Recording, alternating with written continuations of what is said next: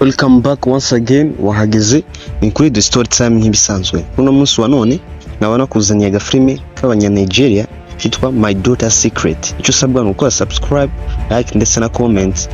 Ubundi tugatangira, reka dutangire. Uyu mugabo yitwa Joseph, akaba aca umugore w'inyuma n'uyu mukobwa witwa Natasha. Hano hanze batwereka umwana wa Joseph witwa Purity ava ku ishuri ari kwibaza impamvu isa ataje kumutora ku ishuri. Akikinjira mu nzu asanga se ari hejuru ya Natasha bari muri bwombo. Karabegera kagakurura papa we amubaza impamvu atamurindiriye ngo aze kumutora. Purity aramubwira ati nagutegereje umwanya muremure gusa sinigeze nkubona, kumbe wibereye bize n'undi mugore. Natasha abwira Purity ko nta kintu kibi barimo bakora, ko ahubwo yamukuraga ikinyenzi ku mwenda. Purity abona ko bari kumubeshya ko bamugize umwana cyane mu gihe yabonye buri kimwe barimo bakora. Purity ahita ababwira ati nta kibazo, reka njye kubwira mama ko nabonye papa akura ikinyenzi kuri Natasha. Uko bimeze nuko mama wa Purity ari mu rugendo rw'akazi, ikindi nuko Natasha ari inshuti akaba n'umukozi we. Natasha akaba ari gutinya gutakaza akazi.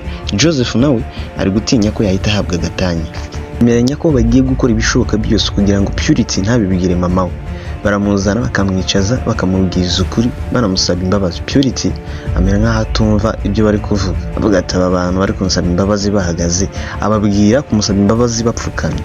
Natasha aramubwira ati ubyumva gute tugusohokanye tukakugurira buri kimwe ushaka gusa ntubibwire mama wawe? Purity arabyemera gusa akabwira Natasha kubanza kumwoza. Natasha ashaka kubyanga kubera ko Natasha nawe ari slay queen, gusa Joseph amubwira ko nta yandi mahitamo ko agomba kubikora. Natasha aramwoza akamukorera buri kimwe, nyuma barasohoka. Bagiye ka Purity kagahita kanga kugenda, kakababwira ko bagomba kugenda bakamuzanira inkoko, akababwira ko nibatinda kuyizana katari buri. Joseph na Natasha stress. Joseph ahitaha amafaranga Natasha akajya kuzana iyo nkoko. Joseph asigarana nawe. Muri ako kanya nibwo mama we ahita ahagera kakamuhobera. Ku rundi ruhande batwereka Natasha avuye kugura ya nkoko. Nyuma yo kubona ko ibintu bimaze kuba birebire afata ya nkoko agashyiramo uburozi kugira ngo Purity nabirya ahita aca agasheni. Gusa ashitse ahaye Purity ibiryo ngo abirye, Purity aranga akavuga ko batinze kubizana kuko ubu byamaze gukonja. Mama we biramutangaza ukuntu Purity ari kwitwara. Nyuma bicaye bari gufungura, ka Purity kamera nkaho kagiye kubivuga, ise akabura amahoro. Joseph atangira kuririmbira umugore we indirimbo ziri romantike kandi udasanzwe abikora. Purity ajya inyuma ya mama we. Akiri kureba ibyo papa we ari gukora, nijoro kabura ibitozi kagahita kajya kwa mama we kakamubwira ko atagomba kuryamana na papa we kugira ngo atandura indwara. Mama we ntasobanukirwa ibyo ari byo. Purity akomeza kubuza papa we amahoro. Buri kimwe akeneye we yandika ku rupapuro, ubundi agaha papa we. Ise nawe abura ukuntu abyanga agahitamo kubifata, gusa mama we ntabisobanukirwa. Atangira gukeka ko umwana we yaba yafashwe n'imyuka mibi, ahitamo kuzana pasiteri ngo amusengere. Gusa nta cyahindutse. Purity ahita yirukankira mu cyumba. Mu gihe Purity yarimo yivugisha avuga ibya papa we, kumbe mama we yari aho hafi arabyumva. Ahita yinjira mu cyumba abwira Purity kumubwira ukuri.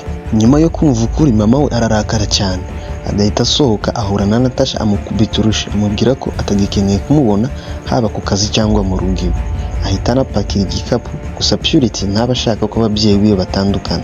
Joseph nawe araza agatangira kumusaba imbabazi. Purity nawe atangira gusabira papa we imbabazi, gusa mama we ntashaka kubyumva. Afata umwana bakagenda. Bagisohoka bahura na mama wa Joseph akamubaza uko bimeze, akamubwira uko byagenze. Purity nawe ntashaka gusiga papa we, ahita yinjira mu cyumba akifungirana. Mama wa Joseph agerageza kubunga gusa bikanga. Umugore icyo ashaka ni ukugenda gusa. Nyuma Joseph yinjira mu cyumba aramubaza ati ubwo rero urishimye? Nguhaye iminota mike ubu ngaruriye umugore. Purity namarira gusa. Nyuma y'iminsi Purity atelefona mama we akamusaba kubabarira se, gusa mama we arakomeza akanga. Nyuma batwereka Natasha aje gusaba imbabazi, ahita ahura na Purity hanze karamutuka bimwe bibi cyane. Mama wa Joseph nibwo yazaga akamubwira ko mama Purity ko ntawe uhari, ko yagiye. Nyuma Purity yigira nkaho yarwaye akaremba bakamujyana hospital. Mama we nawe baramutelefona agahita azata rwiyambitse. Afata Joseph ati umwana wanjye bamugize ibiki? Dr abaha umwanya wo kumureba. Bakiri guterana amagambo Purity ahita abyuka agafunga umuryango agasigarana imfunguzo. Ahita asaba mama we kubabarira papa we, akomeza kwinangira. Purity amukangisha kumira imfunguzo ashaka kwiyahura. Nibwo mama we ahita yiyoroshya yemera kubabarira umugabo we. bahita banahoberana. Nyuma batwereka bari mu rugo, mama Joseph yishimira ko Joseph yababariwe akanabasabira umugisha. Akaba ari nuko kagenze kitwaga kwa kundi My Daughter Secret. Mwibutsa gukora subscribe niba uri mushya kugira ngo dukomeze tubane. Iyi akaba ari The Story Time. Ciao ciao.